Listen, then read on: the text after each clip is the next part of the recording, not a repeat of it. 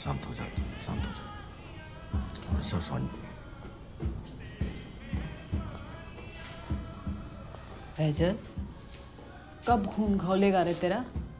Hello everyone. तो आप जब 19 साल के थे आप क्या कर रहे थे? पार्टी कर रहे होंगे, दोस्तों के साथ घूम रहे होंगे, पढ़ रहे होंगे। पर फिर भी 19 साल की उम्र में खास क्लैरिटी रहती नहीं है ज़्यादातर लोगों को। आप में से कौन क्या कर रहा था, उसमें क्या सोच रहा था, आप चाहें तो कमेंट सेक्शन में बता सकते हैं।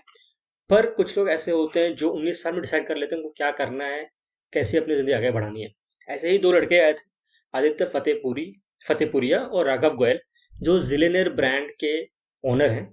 वो चाहते हैं इस ब्रांड को एक लाइफ़स्टाइल ब्रांड बनाना और एक ज्वेलरी बिज़नेस बनाना नहीं चाहते, जो उनके फादर का ऑलरेडी ज्वेलरी बिज़नेस है, तो ये चाहते हैं उसके हेल्प से एक लाइफ़स्टाइल ब्रांड बनाएँ।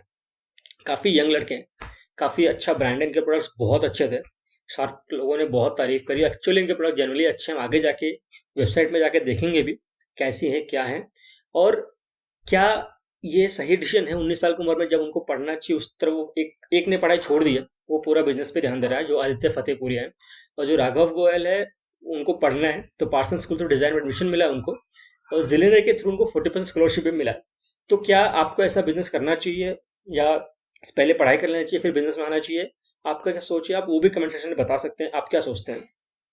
तो हुआ ये था कि ये लोग जब आए थे तो इनके आस्क थी 50 लाख रुपए 3.3% इक्विटी पे। तो बेसिकली द बिजनेस का वैल्यूएशन जो था अराउंड 12 साढ़े 12 करोड़ का था। और जो कि मैंने बताया आदित्य के फादर ऑलरेडी ज्वेलरी बिजनेस में है, तो उनका जो बैक एंड सपोर्ट था वो फादर की तरफ से ही आ रहा था। अब सेल्स की बात करते हैं, तो सेल्स इन्होंने बता रहे थे, सेल्स उनका 1 करोड़ रुपए लास्ट एफवाई में हो चुका है।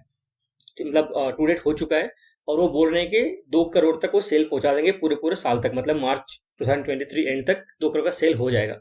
और जो एवरेज ऑर्डर वैल्यू है वो अराउंड 14,000 रुपए। तो इनके प्रोडक्ट थोड़े महंगे आते हैं। तो ये बता रहे हैं कि धीरे धीरे जब स्केल बढ़ेगा तो प्राइस कम भी हो जाएगा, पर एज ऑफ नाउ 14,000 रुपये थोड़ा ज्यादा है।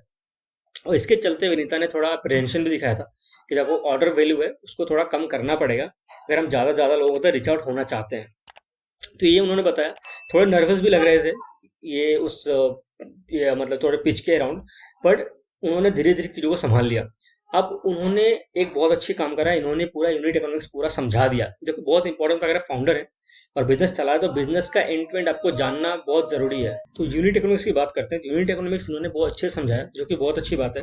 तो बेसिकली इनका 1 करोड़ का सेल था, उसके ऊपर इन्होंने बताया कि इनका कॉस्ट ऑफ गुड्स जो था वो 40 लाख रुपए का था। बेसिकली रॉ मटेरियल कॉस्ट को सीओजीएस कॉक्स बोलते हैं।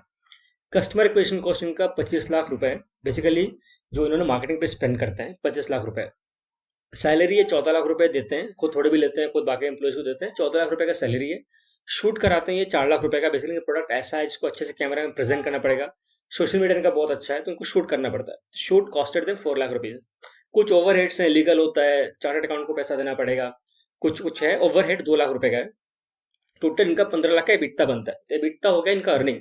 उसके ऊपर इन्होंने लोन लिया होगा तो लोन का थोड़ा टैक्स जाएगा, डिप्रिसिएशन कॉस्ट होगा, पर बेसिकली नई कंपनी है तो एबिटदा जो निकलता है वही नॉर्मली प्रॉफिट में निकल जाएगा। तो 15 लाख का एबिटदा था, मान लिया 14 लाख रुपए, साढ़े 14 लाख रुपए प्रॉफिट हो जाएगा। तो इन्होंने थोड़ा बातचीत करा उनसे, बातचीत करने में इन्होंने बताया फ्यूचर प्लान क्या है। फ्यूचर प्लान ये है कि ये चाहते हैं कि इनका मंथली सेल 2 करोड़ हो जाए।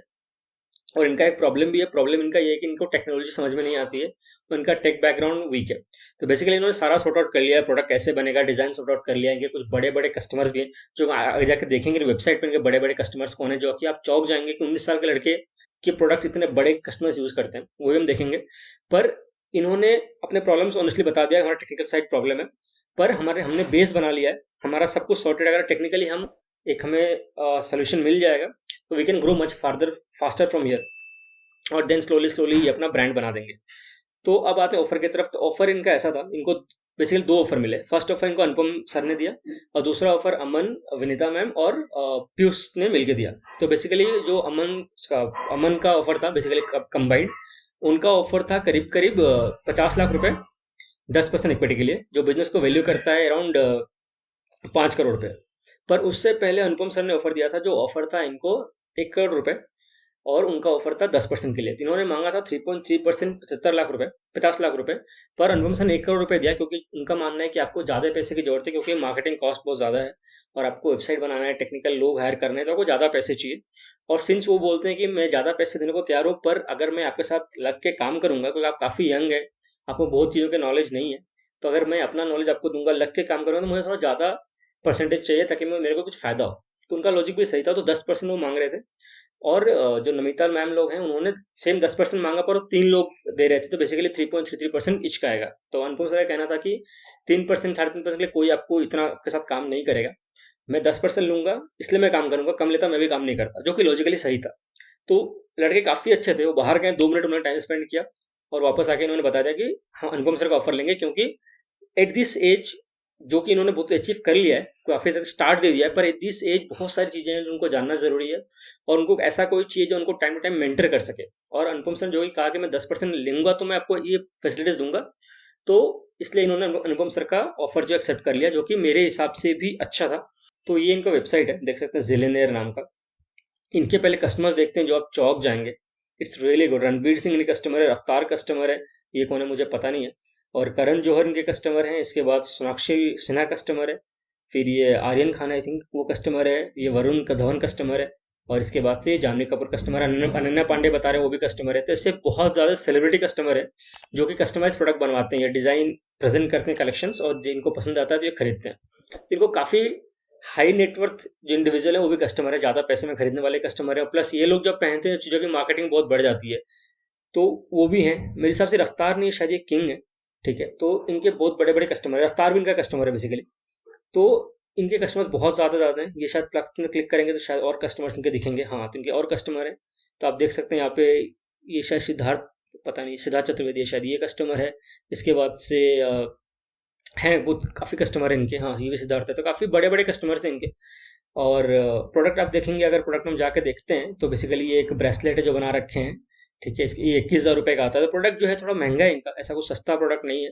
सिमिलरली आप अगर जाते हैं रिंग पे, तो रिंग का ही अगर आप शॉप, जिसमें सपोज शॉप ऑल में क्लिक करते हैं और सारे रिंग्स को देखते हैं कि रिंग्स इनका जो है वो कितने प्राइस रेंज में आता है, तो इनके रिंग्स जो आते हैं वो लगभग 6,000 रुपये, 6,000 रुपये, 5,400 रुपये, 4,800 रुपये, तो थोड़े महंगे में, जो कि ये ट्रेंडी आइटम्स है, ये आपको हर कहीं नहीं मिलेगा। अगर आप पहन के जाते हैं तो आपके सामने 4 लोग सेम डिजाइन पहन के नहीं आएंगे, इसलिए इनका एक्सक्लूसिविटी है। तो बेसिकली अगर प्रोडक्ट में एक्सक्लूसिविटी होती है तो प्रोडक्ट महंगा बिकता है। तो इनके प्रोडक्ट एक्सक्लूसिव डिजाइन है, इसलिए थोड़े महंगे भी हैं।